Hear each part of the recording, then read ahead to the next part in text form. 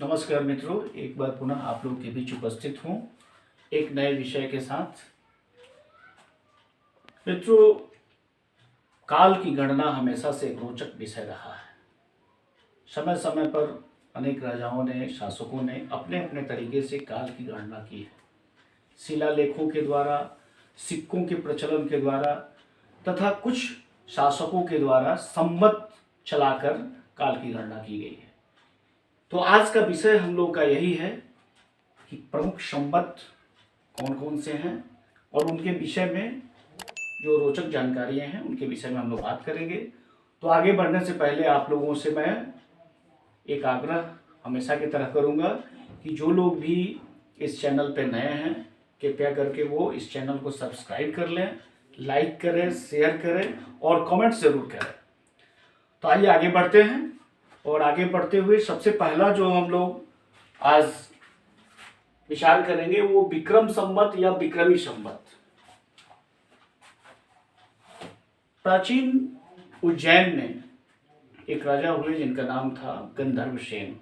उनके पुत्र बहुत प्रतापी राजा हुए और उन्होंने सबसे पहले शकों को हराया था।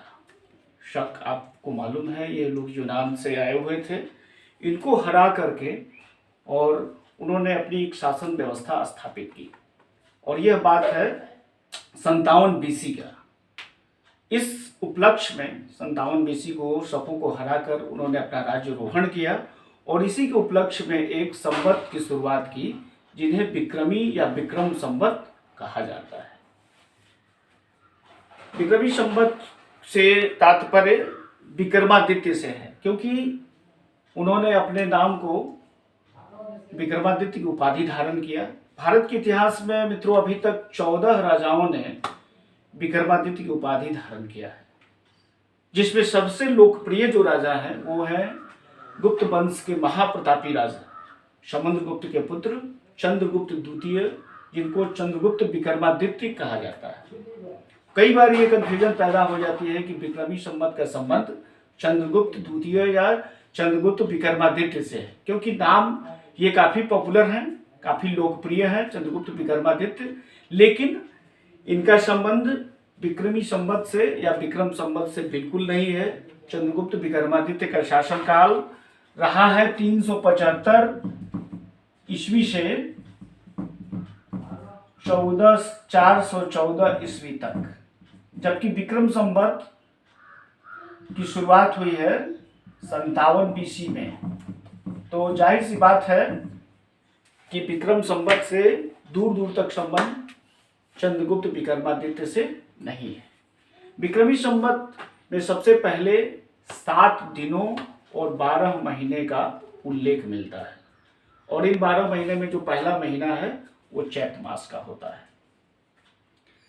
विक्रमी संवत आज भी भारत के कई क्षेत्रों में प्रचलन में है और यहाँ एक और रोचक बात है कि ये नेपाल का राष्ट्रीय कैलेंडर भी है विक्रमी संवत।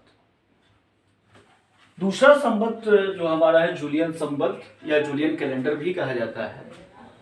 असल में जो आज का ग्रेगोरियन कैलेंडर है यही पहले जूलियन कैलेंडर होता था और इसकी शुरुआत रोमन सम्राट जूलियस सीजर ने ग्रीस के गणितज्ञों और अलेक्जेंड्रिया के खगोलविदों की सहायता से 45 BC में, ईसा से 45 वर्ष पूर्व 45 BC में इसे शुरू किया था और यह लगभग 1600 वर्षों तक निर्वाध चलता रहा और इसकी पहली जो इसमें संशोधन हुआ था ये 1582 ईस्वी में हुआ था। 1582 में क्या हुआ था इसके बारे में भी बड़ी ही रोचक घटना हुई थी और इसके विषय में हम लोग अगले वीडियो में काफ़ी विस्तार से बात करेंगे कि कैसे जूलियस का जो कैलेंडर था उस कैलेंडर से 10 दिनों को गायब कर दिया गया था और इस तरीक़े से एक नया कैलेंडर, संशोधित कैलेंडर के रूप में लाया गया था जिसे ग्रेगोरियन कैलेंडर कहा गया।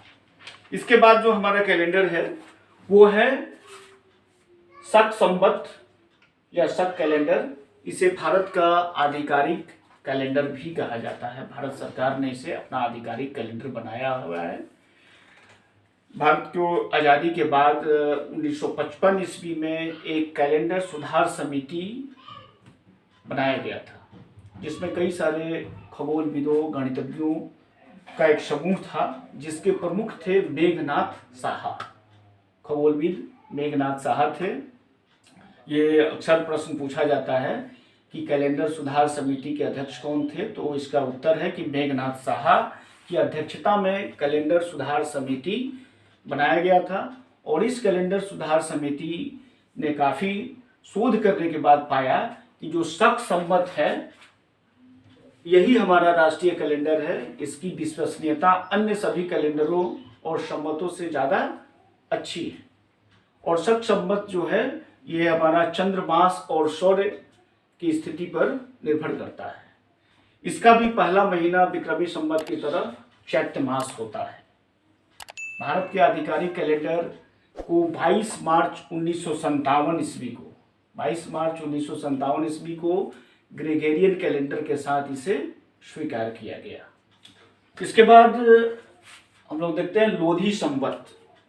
राजा ब्रह्मस्वरूप लोधी के राज्यारोहण लगभग 160 बीसी में। अलग अलग इतिहासकारों का मत इसमें अलग अलग हो सकता है, लेकिन कुल मिलाकर के जो कंक्लूजन निकाला गया है वो इस लोधी संवत के बारे में यही है कि 160 बीसी में इसे महाराज ब्रह्मस्वरूप लोधी के राज्यारोहण के समय इसे शुरू की गई। इसके बाद जो हमारा है गुप्त संवत है। गुप्त संवत की शुरुआत चंद्रगुप्त प्रथम ने किया था, जिन्हें गुप्त साम्राज्य का वास्तविक संस्थापक भी कहा जाता है। हालांकि गुप्त साम्राज्य की स्थापना श्रीगुप्त ने किया था, लेकिन वास्तविक जो स्थापना है वो चंद्रगुप्त प्रथम ने किया था।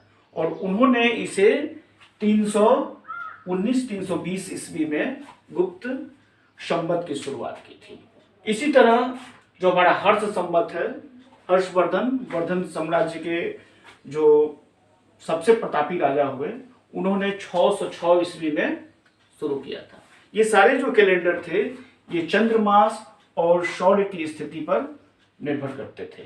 जून 622 ईस्वी में मोहम्मद साहब को उनके जो अनुयायी थे वो बताया कि आपको जान को खतरा है। इसको उन्होंने संज्ञान में लेते हुए मक्का से मदीना की तरफ प्रस्थान किए।